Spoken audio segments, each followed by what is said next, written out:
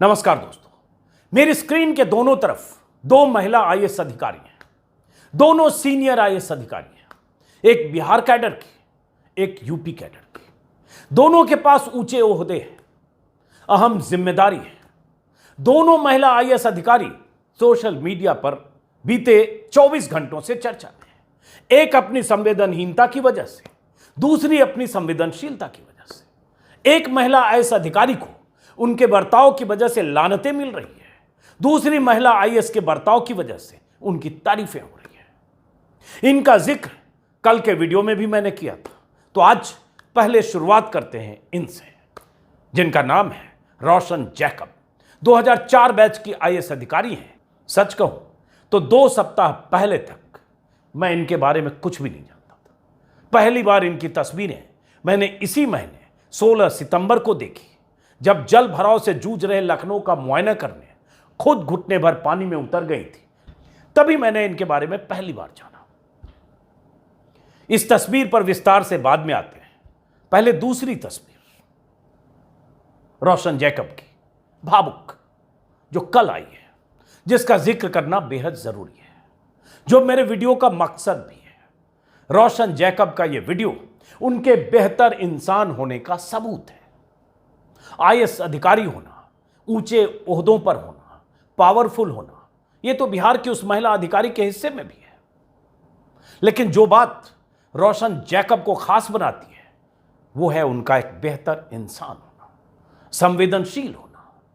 ओहदे और पावर के साथ इंसानियत का पैकेज किसी सरकारी लिफाफे में नहीं मिलता है, बल्कि होता तो यह है कि पावर और ओहदे वाले आला अधिकारियों के दिलो दिमाग पर बददिमागी और गुरूर का मिश्रण कई बार इस कदर तारी हो जाता है कि इंसानियत और संवेदनशीलता कहीं दूर छिटक जाती है। यही फर्क इन दोनों आईएएस अधिकारियों में है, और यही फर्क आज मैं दिखाना और बताना चाहता हूं। रोशन जैकब का यह वीडियो कल लखीमपुर खीरी के अस्पताल से आया है। वहां एक सड़क हादसे का शिकार हुए लोगों का हाल जानने गई थी। तभी उन्हें अस्पताल के वार्ड में एक बेड पर एक घायल बच्चा दिखा। बारिश में घर की दीवार गिरने से घायल बच्चे की रीढ़ की हड्डी टूट गई थी। बच्चे की हालत और रोती मां को देखकर रोशन जैकब खुद को काबू में नहीं रख सके। उनकी आंखों से आंसू बह निकले। गीली आंखें और रूंधे गले से उन्होंने उस बच्चे की मां को बेहतर इलाज का भरोसा भी दिया और अधिकारियों को उचित निर्देश भी। आप ये वीडियो देखिए कि एक अधिकारी अगर भावुक होता है तो उसकी इंसानियत कैसे बाहर आती है, और क्या फर्क होता है उस अधिकारी में और उस अधिकारी में जिसका जिक्र मैंने पहले किया था। देखिए वीडियो।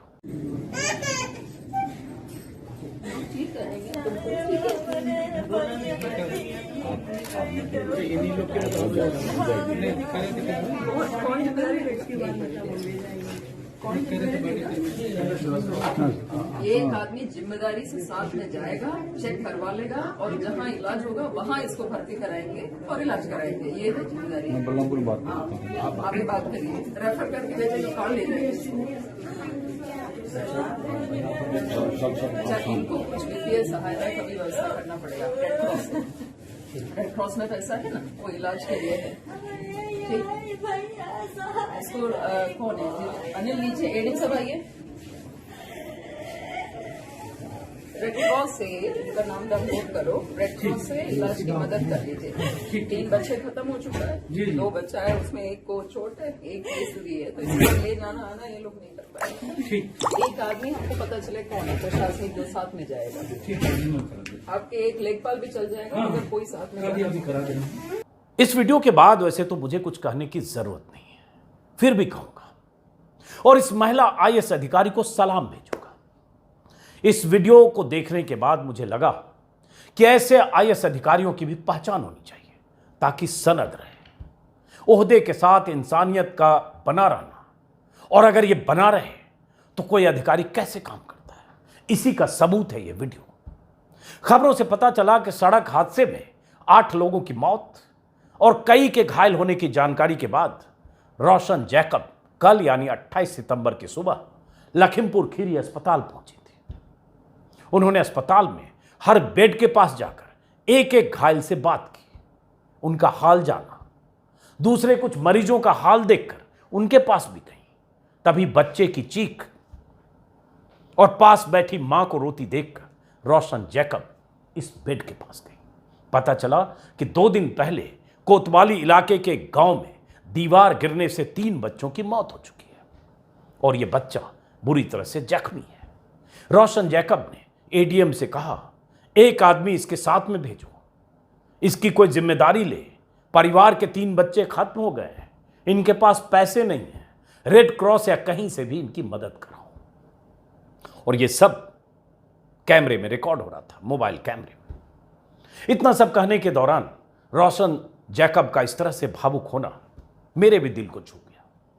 कल शाम सोशल मीडिया पर जो बहुत से लोग इनका जिक्र कर रहे थे, तब मैंने वो वीडियो देखा।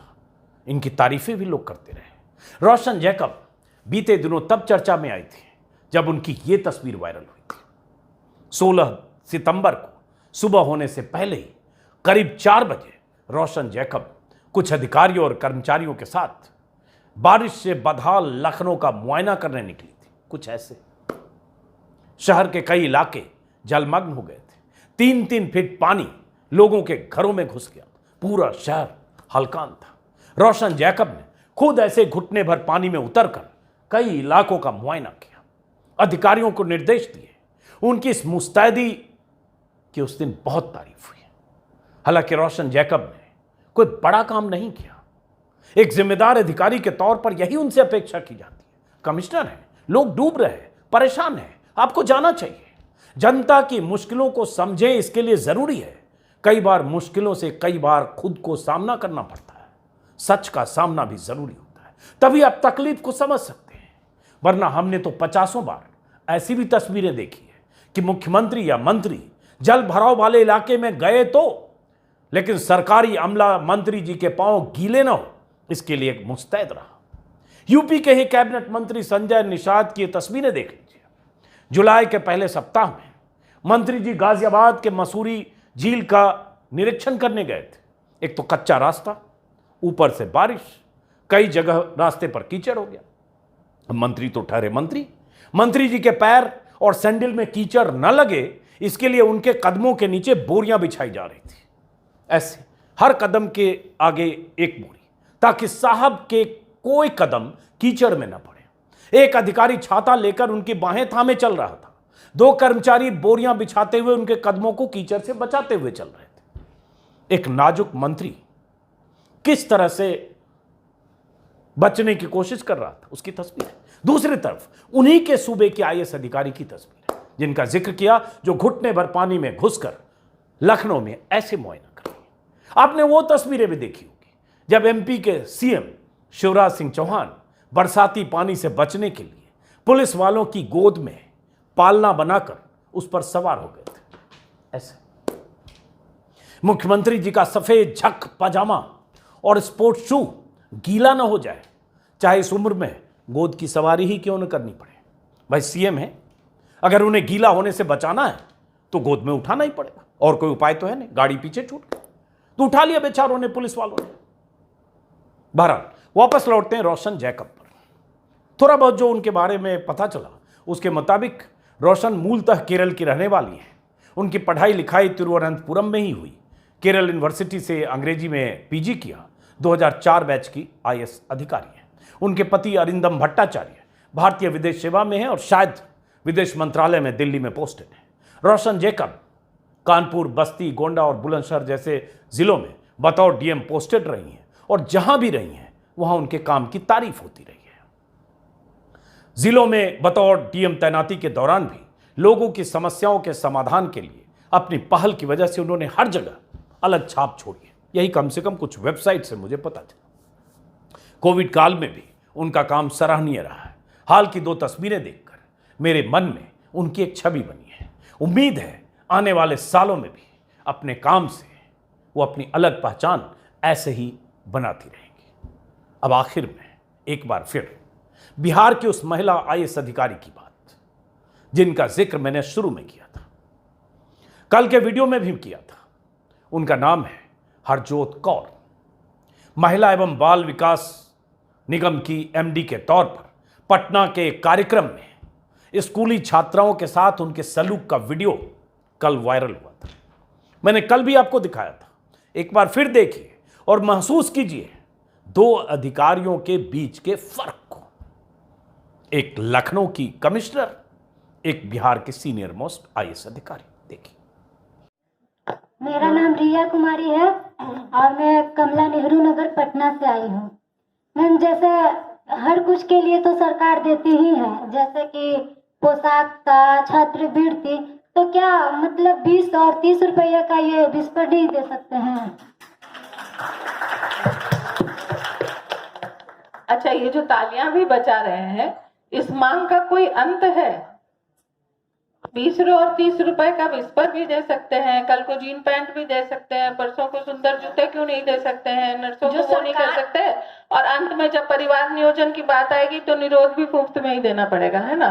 सब कुछ मुफ्त में लेने की मैम, जो सरकार के हित में जो सरकार को देना चाहिए वो सरकार से लेने के लिए तुमको जरूरत क्या है? अपने आप अपने को इतना संपन्न करो, सरकार को उसके लिए छोड़ो जिनके लिए एकदम भी कुछ नहीं है। तब तो कैसे होगा मैम? बेटियों को सशक्त बनाने के लिए पटना में सरकार और यूनिसेफ की तरफ से आयोजित कार्यशाला में एक बेटी के सवाल के जवाब में आईएएस अधिकारी ने क्या कहा, सुन लिया आपने। खुद एक महिला होकर एक बेटी के सवाल पर किस तरह से ओछी बात कर गई मैडम। अगर 20-30 रुपए का सैनिटरी पैड का इंतजाम नहीं कर सकती मत करिए, लेकिन उस बेटी को जलील तो मत करिए। एक सवाल के जवाब से चिढ़कर हरजोत कौर ने तो यहां तक कह दिया, मत दो वोट, बन जाओ पाकिस्तान। वो वीडियो भी देखिए। क्या वोट लेने के लिए आती है तो उससे अच्छा, मत दो तुम वोट, सरकार तुम्हारी है, बेवकूफी की इंतहा है। नहीं, मत दो तुम वोट, बन जाओ पाकिस्तान, तो तुम वोट, बन जाओ पाकिस्तान। हाँ, तो फिर वोट का क्या? कल के वीडियो में भी मैंने विस्तार से इसके बारे में बताया था, इसलिए फिलहाल इतना ही। उम्मीद है बिहार सरकार इस महिला अधिकारी से जवाब तलब जरूर करेगी और यूपी सरकार से उम्मीद है कि ऐसी महिला अधिकारी का हौसला बढ़ाएगी जो इस तरह से लोगों के दिलों में अपनी छाप छोड़ रही है। अगर आपके इलाके में भी कोई अधिकारी बहुत अच्छा काम करता हो तो उसके बारे में हमें जरूर सूचित करें। कभी मौका मिला तो उनकी भी बात होगी। और देश भर में बहुत सारे आईएएस आईपीएस अधिकारी हैं या अलग अलग महकमों के अधिकारी हैं जो शानदार काम करते हैं, लेकिन ऐसे अधिकारी भी हैं या ऐसी महिला आईएएस अधिकारी भी हैं जैसे झारखंड की पूजा सिंघल। 20 करोड़ तो उनके सीए के यहां से मिला। करप्ट आईएएस अधिकारियों की भी लंबी लिस्ट है। यूपी में ही चीफ सेक्रेटरी हुआ करते थे किसी जमाने में अखंड प्रताप सिंह, 200 करोड़ की अखंड संपत्ति उनकी मिली थी। लंबी लिस्ट है, लंबी फेहरिस्त है। अब आईएएस अधिकारियों को तय करना होता है कि किस लिस्ट में वो शुमार होना चाहते हैं। उस लिस्ट में जिस लिस्ट में इनका नाम शुमार होगा, या उस लिस्ट में जिसमें पूजा सिंघल का नाम शुमार है, या उस लिस्ट में जिसमें आपके इंसान होने और संवेदनशील होने पर सवाल उठता है। फिलहाल इस वीडियो को खत्म करते हुए एक अपील कि आपने अगर अब तक मेरा यूट्यूब चैनल सब्सक्राइब नहीं किया है तो सब्सक्राइब करें। बगल में एक बेल आइकन है, उसको ज़रूर दबाएं ताकि नोटिफिकेशन आपको वक्त पर पहुंचे। फिलहाल नमस्कार।